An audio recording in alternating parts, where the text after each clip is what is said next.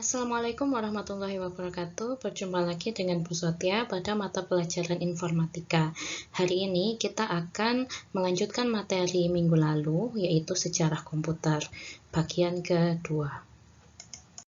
Pertemuan minggu lalu telah kita bahas, yaitu tentang apa itu komputer, kemudian tokoh-tokoh yang berperan dalam perkembangan komputer. Hari ini kita akan membahas tentang generasi komputer.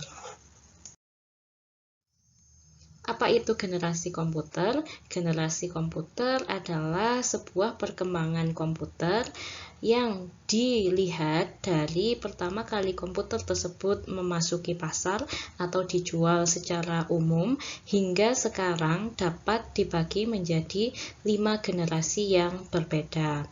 Tiap generasi komputer ini memiliki terobosan serta inovasinya masing-masing yang memungkinkan komputer dapat berkembang pesat hingga saat ini atau bahkan nanti di masa depan. Komputer generasi pertama yaitu pada tahun 1951 hingga 1958. Teknologi yang digunakan pada komputer generasi pertama ini adalah vacuum tubes atau tabung vakum atau tabung hampa udara sebagai komponen elektronika utamanya ya. Nah, komputer dengan tabung vakum ini berukuran sangat besar, biasanya memenuhi satu ruangan yang besar. Kemudian komputer ini mudah sekali panas, oleh karena itu membutuhkan sirkulasi udara yang baik, bahkan membutuhkan AC. Nah, memori yang digunakan adalah menggunakan punch card atau kartu berlubang. Kemudian untuk kecepatannya ini menggunakan satuan milisecond ya, sehingga dalam waktu 1 detik komputer ini bisa menyelesaikan ribuan operasi. Contoh komputer generasi pertama adalah komputer ENIAC, Electronic Numerical Integrator and Computer, dan juga EDVAC, Electronic Discrete Variable Automatic Computer. Pada video ini ditunjukkan bagaimana komputer itu dapat membaca dan menulis data pada sebuah punch card atau kartu berlubang.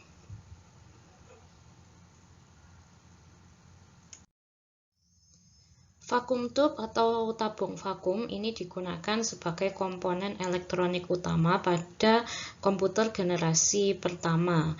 Ukuran komputer yang menggunakan vacuum tube ini sangatlah besar. Walaupun sebenarnya vacuum tube sendiri satu buah itu ukurannya tidak terlalu besar seperti gambar ini ya, tetapi untuk menghasilkan sirkuit elektronik yang bisa menghitung operasi ya, dibutuhkan ribuan vacuum tube seperti pada gambar ini, sehingga ukuran yang dihasilkan itu sangatlah besar.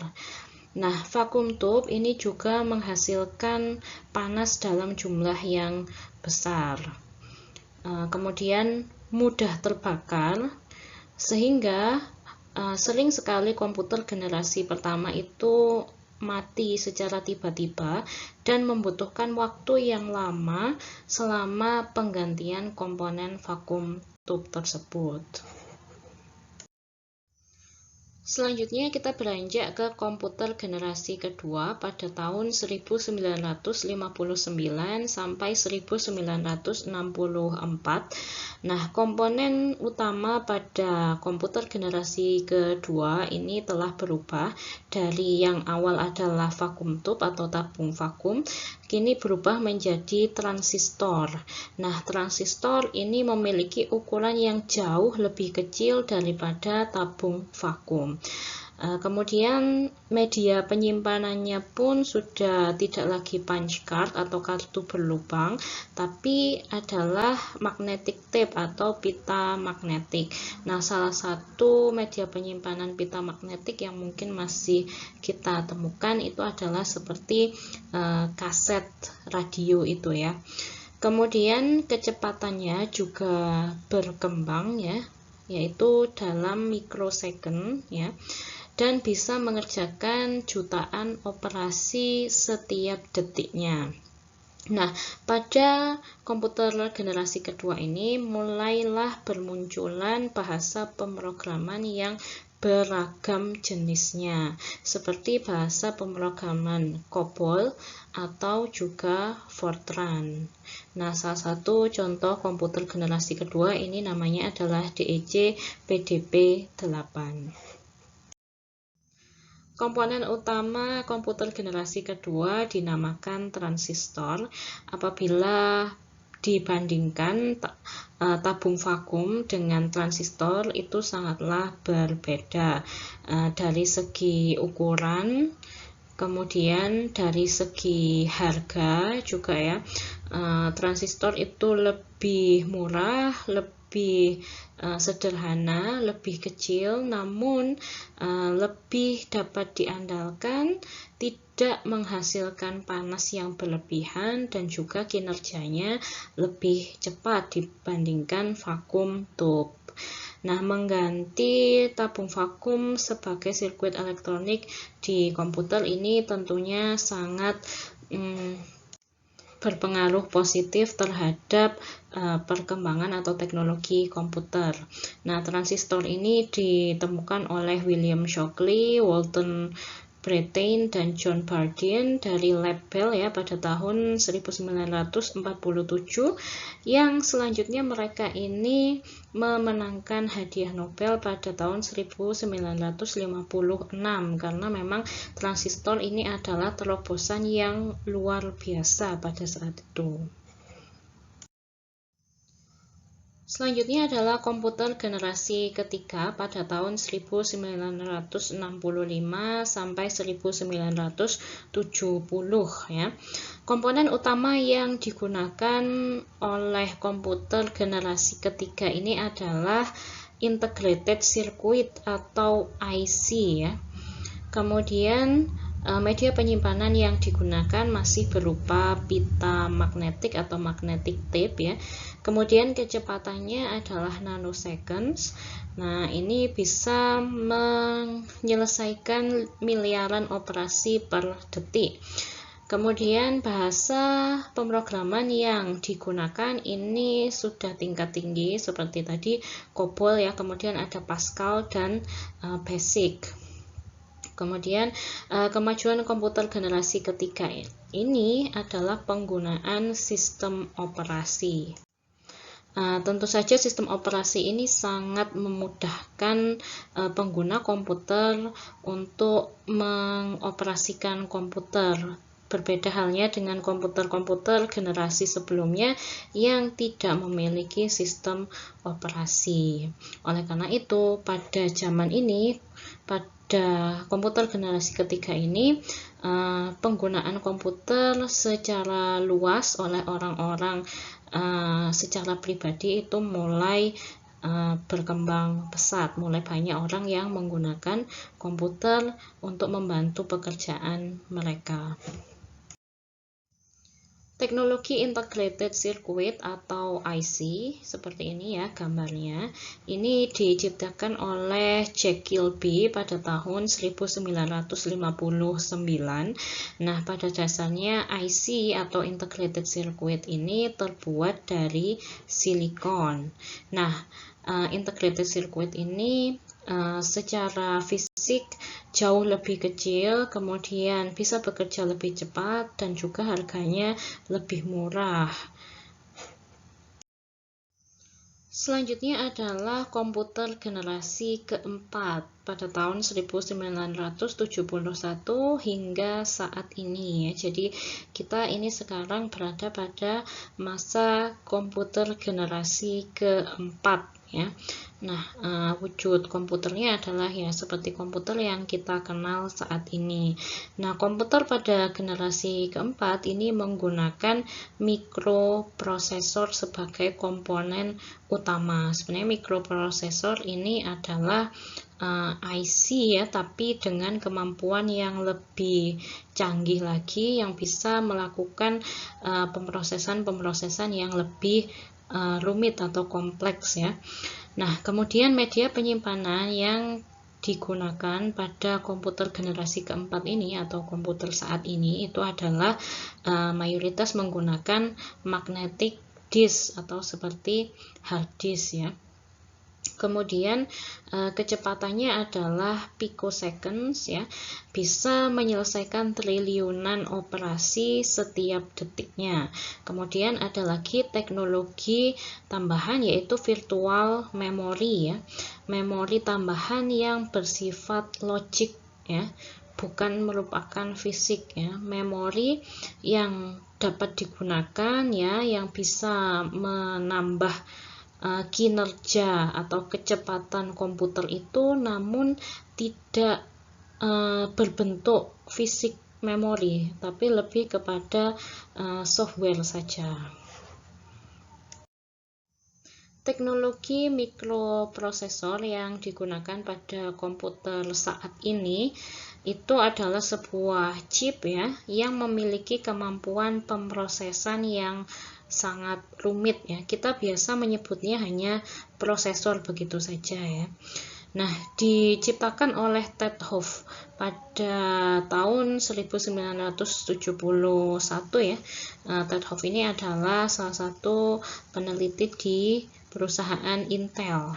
Nah, mikroprosesor ini biasa juga disebut dengan VSLI atau Very Large Scale Integration. Artinya adalah mikroprosesor itu adalah sebuah chip ya, yang menggabungkan puluhan ribu komponen elektronika ya pada sebuah chip ya. Jadi apabila ada ribuan komponen elektronika seperti transistor, resistor, kapasitor dan lain sebagainya, untuk bisa bekerja memproses sebuah operasi ya, semua itu digabungkan menjadi satu dalam bentuk yang compact ya, dalam bentuk yang sangat simple, sederhana seperti ini, itu disebut dengan mikroprosesor ya.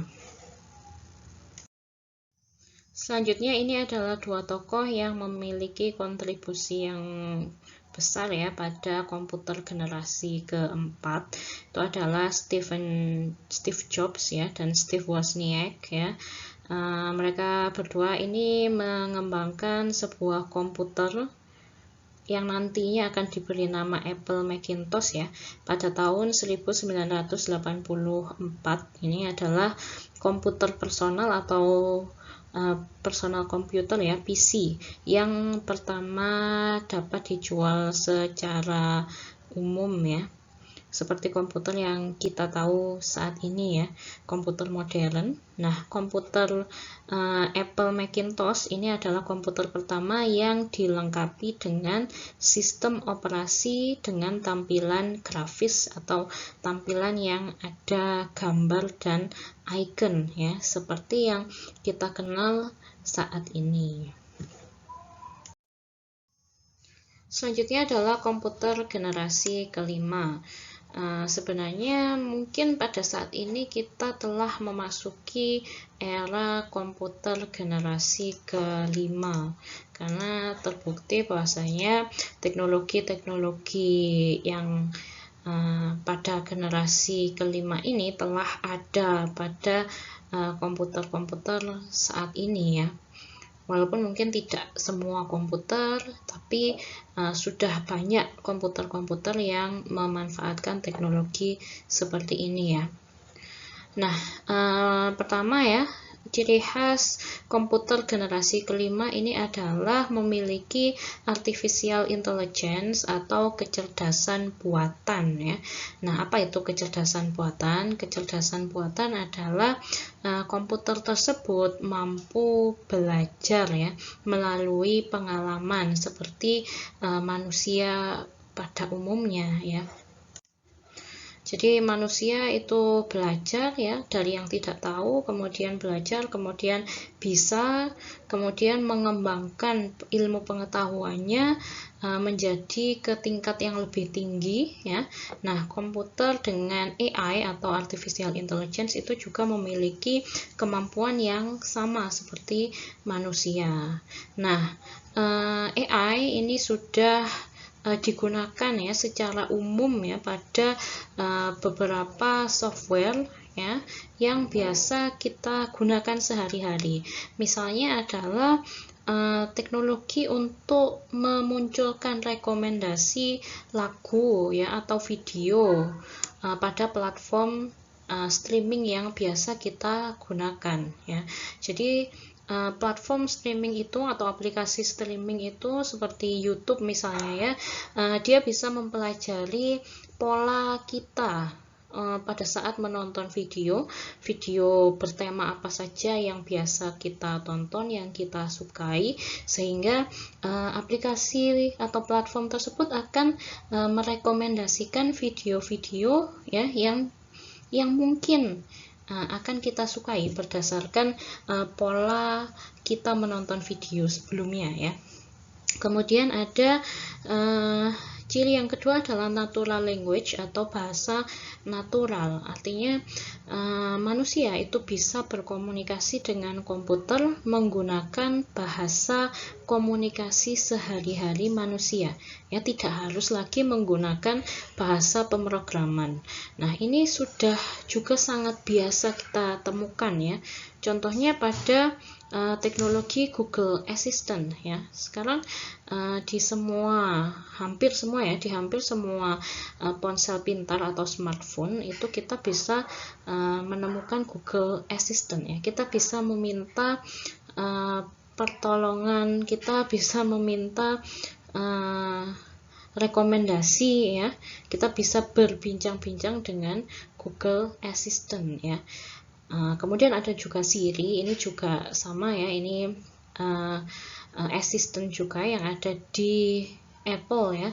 Nah, kemudian ada juga teknologi IoT atau Internet of Things. Nah, ini biasanya smart device ya, misalnya seperti lampu yang bisa dikendalikan hanya dengan suara misalnya ya, atau mungkin hanya dengan sekali klik di tombol yang ada di smartphone kita, lampunya bisa hidup, lampunya bisa mati, seperti itu ya. Nah, ini contoh assistant ya, virtual assistant ya, namanya Alexa ya, yang kita bisa bertanya macam-macam hal menggunakan bahasa biasa ya, bahasa sehari-hari kita, kemudian mereka akan bisa merespon apa yang kita perlukan.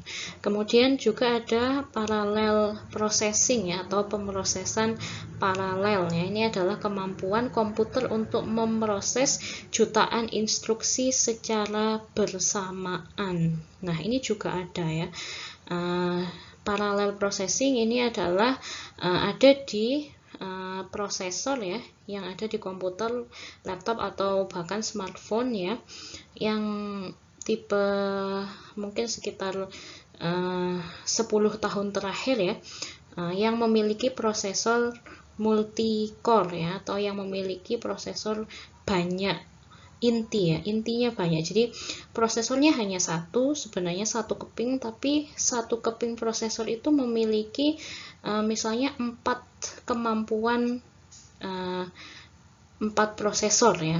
Jadi satu keping tapi dia memiliki kemampuan 4 prosesor sekaligus, atau mungkin 8 prosesor sekaligus, misalnya quad core, dual core ya, kemudian i5, i7, i9 itu semuanya sudah multi core ya. Dan semua prosesor, inti prosesor itu ya bisa bekerja secara bersamaan. Itulah yang menyebabkan pemrosesan bisa lebih cepat ya. Nah, kecepatannya ini sudah gigaseconds ya, bisa melakukan eksekusi kuadriliunan operasi per detik. Nah, kita sudah tiba di akhir video ya. Nah, apa yang akan terjadi di masa depan dalam industri komputer ini mungkin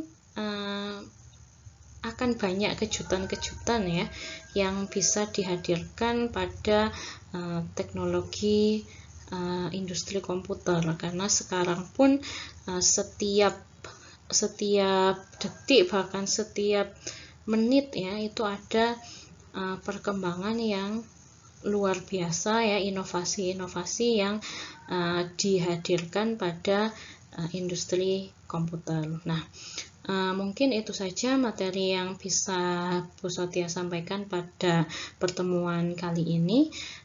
Sekali lagi, apabila ada pertanyaan atas materi yang tidak kamu pahami, silakan boleh bertanya kepada saya melalui WhatsApp, mungkin juga bisa melalui Google Classroom. Jangan ragu untuk menanyakan hal yang belum kamu pahami. Itu saja dari saya. Terima kasih. Wassalamualaikum warahmatullahi wabarakatuh.